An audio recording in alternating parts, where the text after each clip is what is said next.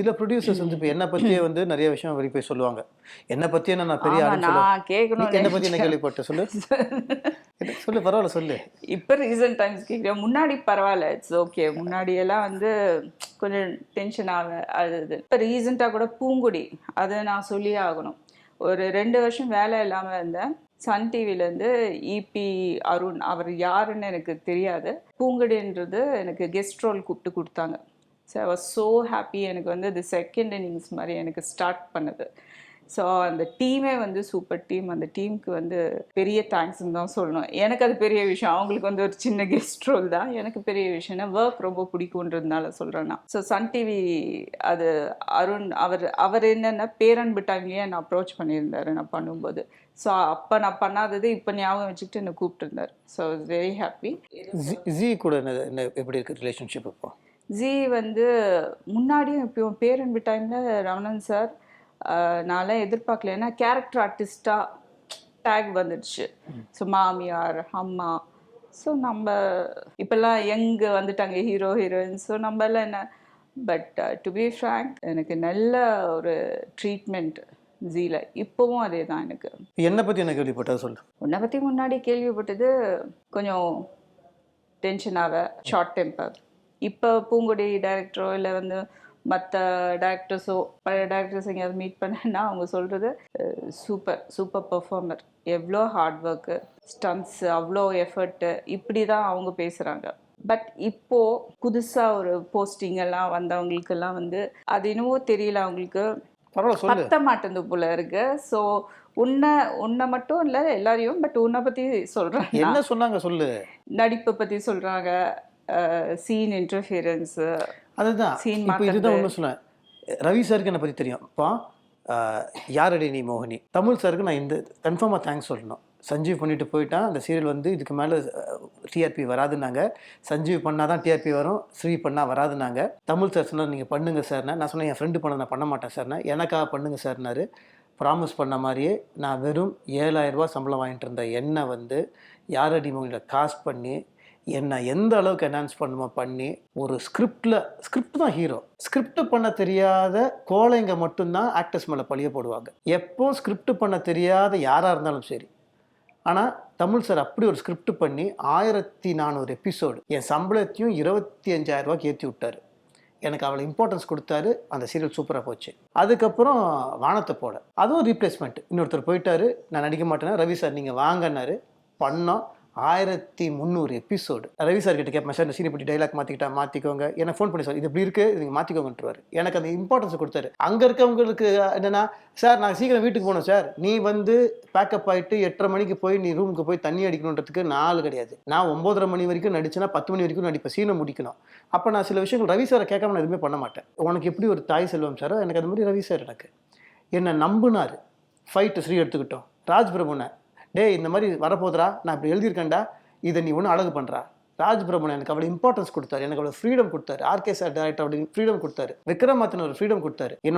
இன்னைக்கு உயிரோட இல்லை பாலாஜி அவர் டேரக்டர் ஸ்ரீ, அவர் சூப்பர் டேரக்டர். ஒரு கேமரா தரேன், எனக்கு ஒரு 4 சீன் ஷூட் பண்ணிட்டு கேமரா கொடுத்து எனக்கு அனுப்புவார். நான் அவருக்கு நான் ஷூட் பண்ணி கொடுத்துருக்கேன் செகண்ட் யூனிட். ஸோ இவங்களாம் என்னை நம்பினாங்க. இன்னைக்கு வரவங்களுக்கு வந்து ஈகோ. நம்ம ஒன்று சொன்னால் நல்லா தான் எடுத்துக்க போகிறோம். நான் நடித்தோன்னே ஃபஸ்ட்டு நான் நீ வந்து டேரக்டர் பார்ப்பேன். நான் யார் தெரியுமா பார்ப்பேன், அங்கே இருக்க செட் அசிஸ்டன்ட்டு பார்ப்பேன். பார்த்து என்னடா ஓகேவாடா அண்ணா நல்லா இல்லைண்ணே, ஒன் மோர். டேரக்டர் சொல்ல ஓகேங்க, இல்லைங்க அவன் தான் என் ஆடியன்ஸு, அவன் சொன்னால் கரெக்டாக இருக்கும். பாண்டின்னு ஒரு பையன் இருப்பான், பாண்டி ஓகேவா அண்ணா நல்லா இல்லைண்ணா, ஒன் மோர் பண்ணுண்ணே, ஒன் மோர் பாண்டி ஓகேவா ஓகேண்ணா. இப்படி தான். ஸோ இதில் இவங்களுக்கு ஈகோ வந்தால் நம்மளுக்கு ஒன்றும் பண்ண முடியாது. இப்போ என்னென்னா நம்மளுக்கு டைலாக் பேச சொல்லித்தராங்க, நிற்கிறதுக்கு சொல்லித்தராங்க, என்னென்னமோ சொல்லித்தராங்க. அவங்க சொல்லிக் கொடுக்குறது நான் தப்புன்னே சொல்லலை. ஆனால் அவங்களுக்கு தெரிஞ்சுட்டு சொல்லி கொடுத்தா நான் சந்தோஷப்படுவேன். ஒரு தப்பான விஷயத்தை நீ பண்ணுன்னு சொல்லும்போது நம்மளால பண்ண முடியாது. இப்ப ரொம்பவே மாறி இருக்கு. நான் என்ன சொல்றேன், நீங்க பண்ற கதைக்கு டிஆர்பி வந்துருச்சுன்னா நீங்க சொல்றது நான் கரெக்ட் ஒத்துக்கிறேன். நீங்க என்ன வச்சு பண்ண வேண்டாம். நீங்க எத்தனையோ ட்ராக் பண்றீங்க, உங்களால டிஆர்பி டெலிவர் பண்ண முடியலன்னா, ஒரு சீரியல் நல்லா ஓடுதுன்னா அதுக்கு உண்மையான காரணம் script writer, screen play writer. இன்னைக்கு டிஆர்பி வரல டேரக்டரை மாத்து, டிஆர்பி வரல ஆர்டிஸ்டை மாத்து. இன்னைக்கு சினிமா சொல்லி கொடுக்குது. பெரிய பெரிய ஹீரோஸ் வச்ச படம் ஓட மாட்டேங்குது. ஆனால் சின்ன படம் சிறைன்னு ஒரு படம் வந்திருக்கு, பிச்சுக்கிட்டு போகுது. டூரிஸ்ட் ஃபேமிலின்னு ஒரு படம் வருது. என்னன்னா சீரியலும் அப்படிதான். இது டீம் ஒர்க் ரொம்ப அது ஏன் அவங்களுக்கு என்னன்னா, எனக்கு இப்போ ஜீல வந்து இப்போ எனக்கு ஒரு ஃப்ரெண்ட் இருக்காரு, அருள்னு ஒருத்தர் இருக்கிறாரு. அவர் சொல்லுவார், இல்லை ஸ்ரீ இது நீங்கள் தமிழ் சார் சொல்லி கொடுத்தது எனக்கு. ஸ்ரீ டிஆர்பி பற்றி நீங்கள் கவலைப்படாதீங்க. டிஆர்பி இறங்குதுன்னா அதுக்கு ஏன் தப்பு, நான் தானே கதை பண்ணுறேன், ஏன் தப்பு. டிஆர்பி வரலன்னா ஆர்டிஸ்ட் மேலே பழிய போடுறது, டேரக்டரை மாற்றுறது, ஒரு ஸ்கெடியூலுக்கு ஒரு டேரக்டர். இன்னைக்கு மேஜர் ப்ராப்ளமே நல்ல ப்ரொடியூசர்ஸ் வேணும், நல்ல ரைட்டர்ஸ் வேணும். அது இருந்தால் வழங்கும். நான் வந்து ஜென்ரலைஸ் பண்ணல. இல்லை நல்ல டேலண்டட் ஆக்டர்ஸும் இருக்காங்க. நீ சொன்ன மாதிரி ஸ்கிரிப்ட் ரைட்டர்ஸ் எல்லாம் வேலைக்காக வெயிட் பண்ணிட்டு தான் இருக்காங்க. நம்ம ஆர்டிஸ்ட் ஹீரோயின்ஸ் எல்லாம் கூட நம்ம இதில் தமிழ்நாட்டிலேயே இங்கேயே தான் இருக்காங்க. But still they are picking up from other states.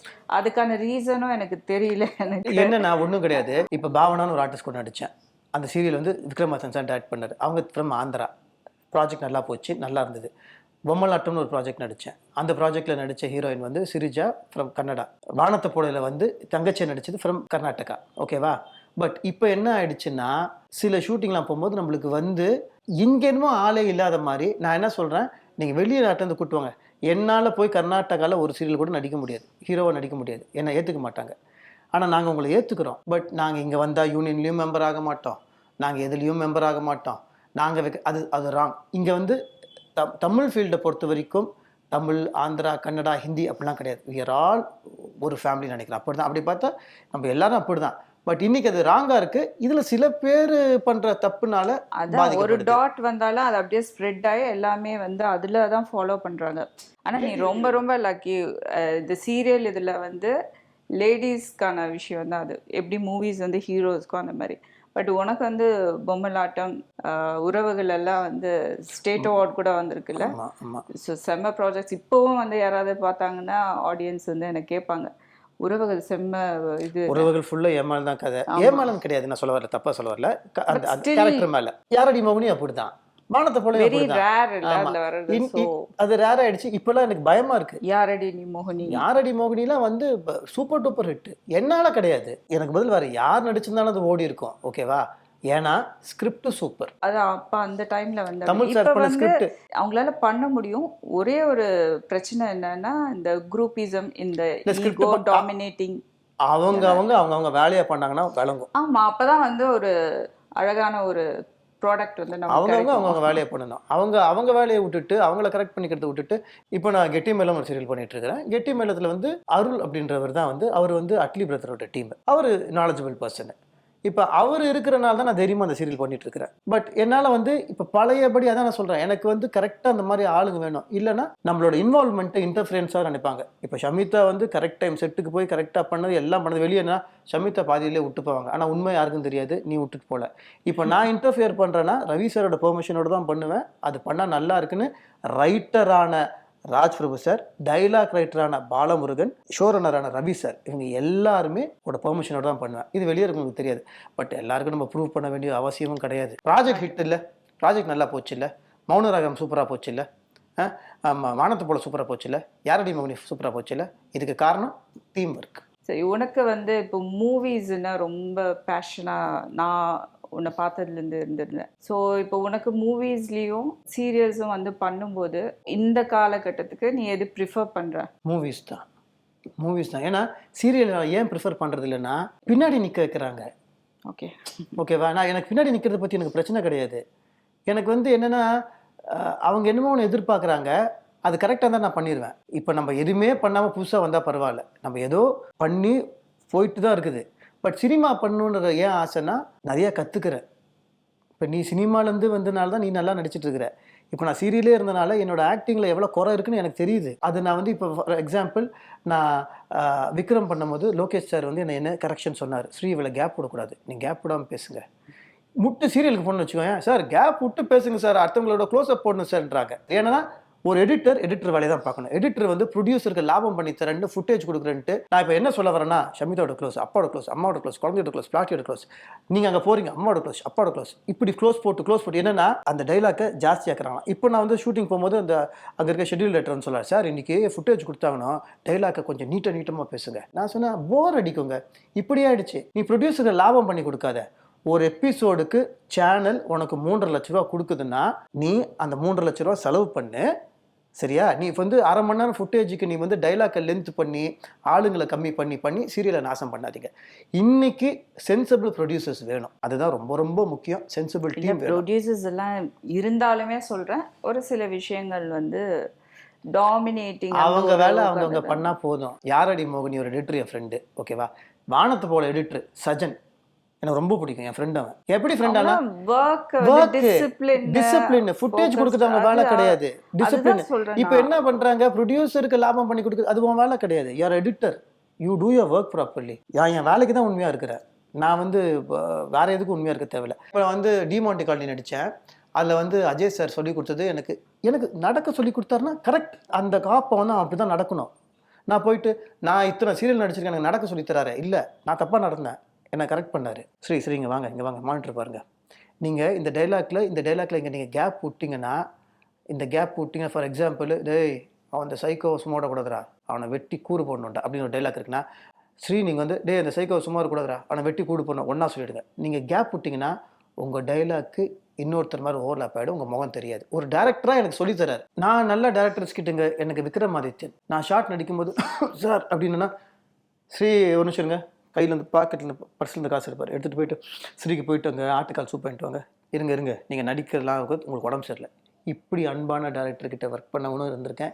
இன்றைக்கி கீழே உளுந்து கையில் ரத்தம் வந்து வாயில் ரத்தம் வந்து கீழே விழுந்தாலும் வாங்க நீங்கள் ஃபுட்டேஜ் கொடுங்க. ஆமாம், அவங்களே வேணான்னு சொல்லும்போது நீ எதுக்கு அவ்வளோ எஃபர்ட் எடுத்து ஸ்டன்ஸ் எல்லாம் பண்ணி, எனக்கு அது புரியல. பிகாஸ் இதுக்கு முன்னாடி டேரக்டர்ஸ்னால் வேணும்னு சொல்லி அது இன்ட்ரெஸ்ட் உனக்கே வந்து தெரியும். அது அவங்க இப்படி கேட்டிருக்காங்க பாப்போ, நான் இந்த மாதிரி பண்ணணும் அப்படின்னு ஒரு கான்வர்சேஷன் எல்லாம் வந்து பசங்களோட வந்து பண்ணி கூட்டிகிட்டு போய் எல்லாம் பண்ணுவேன்.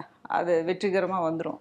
இப்போ வந்து இவங்களே வந்து இவ்வளோ வேணாம் அப்படின்னு சொல்லும்போது, டோட்டலாகவே வேணான்னு சொல்லும்போது, இவங்க யார் சொல்கிறது எனக்கு வேணான்னு சொல்லிட்டு? இவங்க யார் பாப்போ? நான் காசு வாங்குறேன், ஒரு நாளைக்கு 26,000 ரூபா சம்பளம் வாங்குறேன், டிவியில் என்னை பார்க்குறாங்க. அப்போ நான் வந்து நான் பண்ணணும், நான் ஃபைட்டு கற்றுக்கிட்டேன், நான் ஸ்டண்ட்டு கற்றுக்கிட்டேன், இந்த சீனுக்கு நான் ஜஸ்டிஃபை பண்ணணும். அதனால போய் இந்த கண்ணாடி உடைச்சேன், கண்ணாடி ஏறிச்சு, ரத்தம் வந்துச்சு, அதை பற்றி நான் கவலைப்படல. பட் அதுக்கு அப்ரிசியேஷன் கிடைக்கலன்னா நான் அது எதிர்பார்க்கல. பைபிளில் ஒரு அருமையான ஒரு வசனம் இருக்குது, never spill the pearls in front of pigs அப்படின்ட்டு. நான் தப்பாக எடுத்துக்காத. நான் வந்து என்ன பண்ணுறேன்னா, என்னோட பேர்ல்ஸை வந்து நான் ஸ்பில் பண்ணுறேன் ஆடியன்ஸ்க்கு முன்னாடி. எனக்கு பேஷன் இருக்குது, எனக்கு வெறி இருக்குது. ஸோ உனக்கு மூவிஸில் இப்போ வந்து வெர்சடைல் ஆக்டராக வந்து வேறு லெவலில் வரணும்னு ஆசை. ஆமாம். ஸோ அதுக்கான ஸ்டெப்ஸ் எல்லாம் எடுக்கிறியா? எடுத்துகிட்ருக்கிறேன்.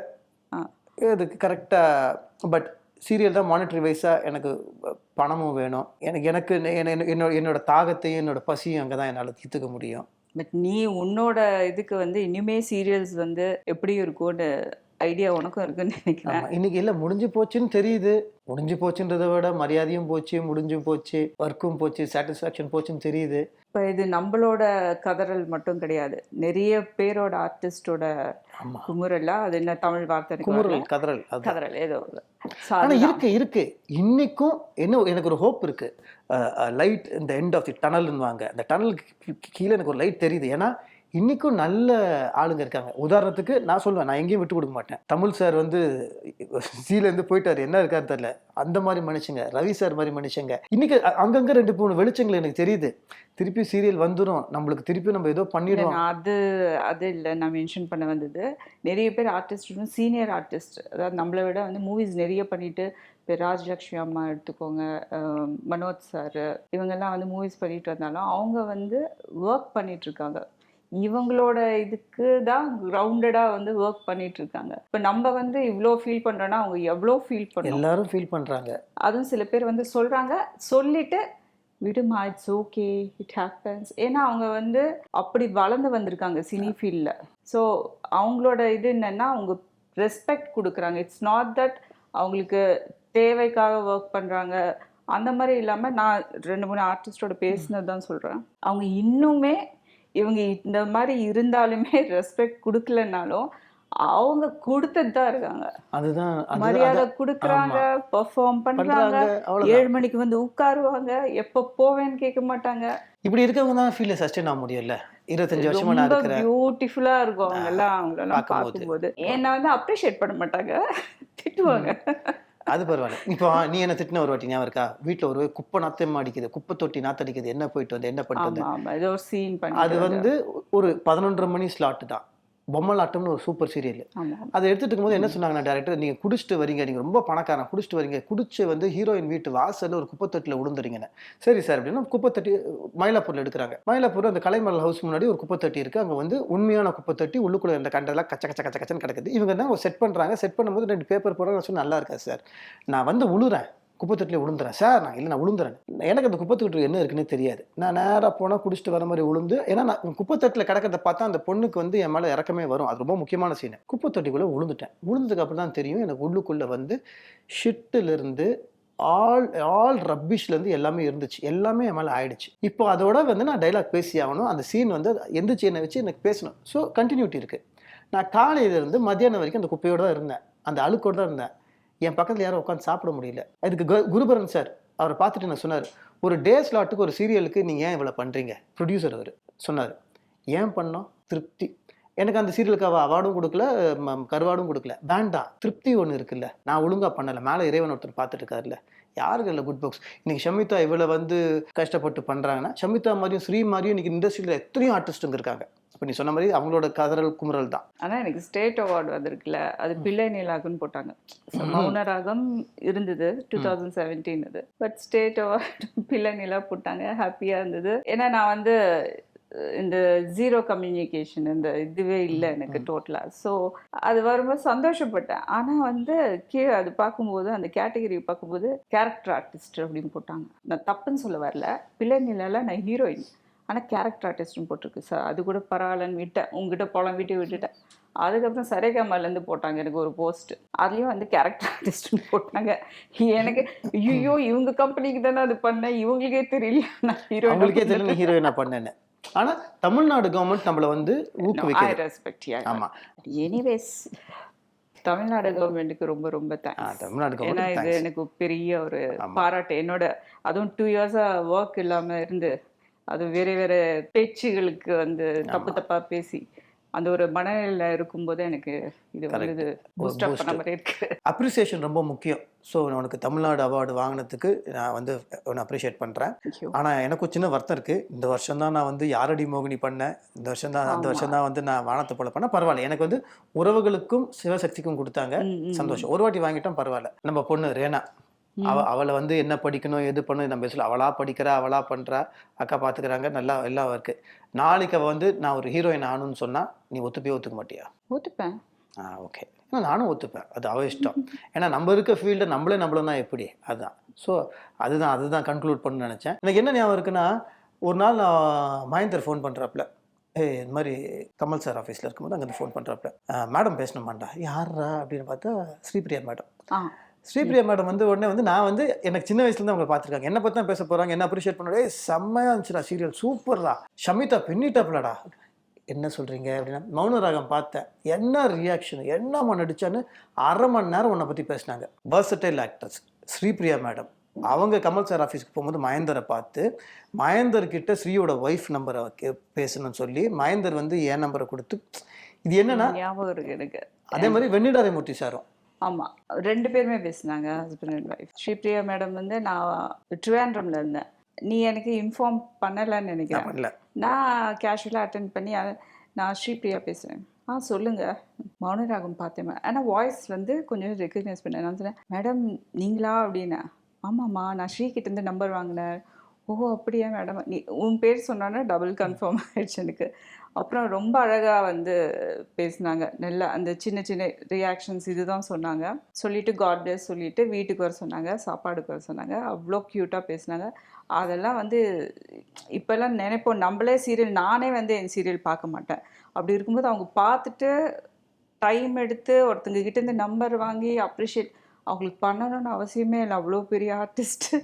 எனக்கு அன்றைக்கி ஃபுல்லாக வீட்டில் எல்லாருக்குமே கால் பண்ணி சொன்னிச்சு, எனக்கு அவங்களுக்கு ரொம்ப பிடிக்கும். அதே மாதிரி வெண்ணிடாரைமூர்த்தி சார் வந்து கால் பண்ணியிருந்தாரு. 2 பேருமே ஹஸ்பண்ட் அண்ட் ஒய்ஃப் பேசினாங்க. இதேமாரி அப்ரிஷியேட் பண்ணி என்னை வாழ்த்துனாங்க, ரொம்ப நல்லா பண்ணேம்மா, ரொம்ப நல்லா வரணும்னு சொல்லி வாழ்த்துனாங்க. ஸோ இது வந்து எப்போவுமே சொல்லணும்னு நினைப்பேன், மறந்து போயிடுவேன். இதெல்லாம் வந்து பொக்கிஷம் எனக்கு. நீ இது சொன்னதும் டக்குன்னு ஞாபகம் வருது. நீ மௌனராகத்தில் எல்லாரை பற்றி பேசின ஆனந்த் பாபு சாரை பற்றி பேசவே இல்லையே. அவர் ஐயோ சச் எ ஸ்வீட் பர்சன். அவர் யார் என்ன கேட்டாலும் அப்போ டான்ஸ் ஆட சொன்னால் டான்ஸ் இந்த வயசுலேயும் சொல்கிறேன்னா டான்ஸ் ஆடி காட்டுவார். அவ்வளோ அந்த டாப் ஹீரோ இது வந்து ஒரு ஒரு இதில் கூட வந்து எனக்கு ஸ்டெப்ஸ்லேயே உட்காந்துருவார், தரையில் உட்காந்துருவார். நாங்கள் அப்படி பார்த்தாலும் அவர் வந்து அப்படி இருப்பார். அவரை வச்சு ஃபன் பண்ணுவோம், அவர் எங்களை வச்சு ஃபன். எனக்கு கொஞ்சம் நல்லாவே வந்து அந்த டைமில் வந்து பாண்ட். மனோகர் அவர் வந்து நான் எதிர்பார்க்காத ஒரு பர்சன். அவர் ஆக்சுவலாக வந்து நான் ரொம்ப இன்ட்ரோவர்ட் பர்சன் தானே. நான் முன்னாடி மௌனராகத்தில் தான் ஓப்பன் அப், ஐ மீன் உட்கார பழகுனா, பேசுறதெல்லாம் அப்போ தான் ஆரம்பித்தேன் எல்லாரோடையும். ஸோ அவர் வந்து ஃப்ரெண்டாக நல்லா பேசுவார். இப்போ யாராவது டபுள் மீனிங் பேசுனாங்கன்னா என்னை கொஞ்சம் வந்து அமுச்சிடுவார், இல்லை சைலண்ட்டாக இல்லைனா ஆஃப் பண்ணிவிடுவார். ஸோ அந்த மாதிரி பார்ப்பார். அந்த ஒரு ரெஸ்பெக்ட் இருக்குது அவருக்கு, கேர்ன்றது இருக்குது. எனக்கு ஆஃபில் இருந்து நான் ரூமில் இருந்தேன்னா சாப்பிட்டியான்னு கேட்பாரு. ஸோ அந்த மாதிரி ஒரு சின்ன, பட் அதுவுமே வந்து ஒரு டைமுக்கு அப்புறம் ஏதோ ஒரு மிஸ் அண்டர்ஸ்டாண்டிங்கில் கிளியரே பண்ணிக்காமல் 2 பேரும் அப்படி வந்து அந்த பாண்ட் வந்து விரிசல் வந்துருச்சு. பட் ஸ்டில் ஏதாவது விஷ் பண்ணி அப்படி பேசிப்போம். வீட்டில் கூட நம்ம இவ்வளோ வருஷம் இவ்வளோ நேரம் பேசினதில்லை. எனக்கு தெரிஞ்சு ரொம்ப வருஷம் கழிச்சு 15 வருஷம் கழிச்சு நம்ம 2 பேரும் உட்காந்து இவ்வளோ நேரம் பேசியிருக்கேன். வீட்டில் கூட நம்ம பேசினது கிடையாது. வீட்டில் பேசினால இந்த டாபிக் தான் இருக்கும். ஆமாம், nice. God bless you again. Congratulations for your award.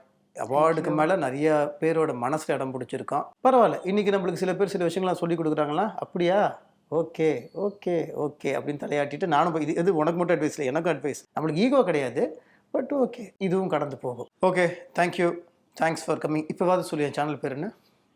Connect with Sri. Okay.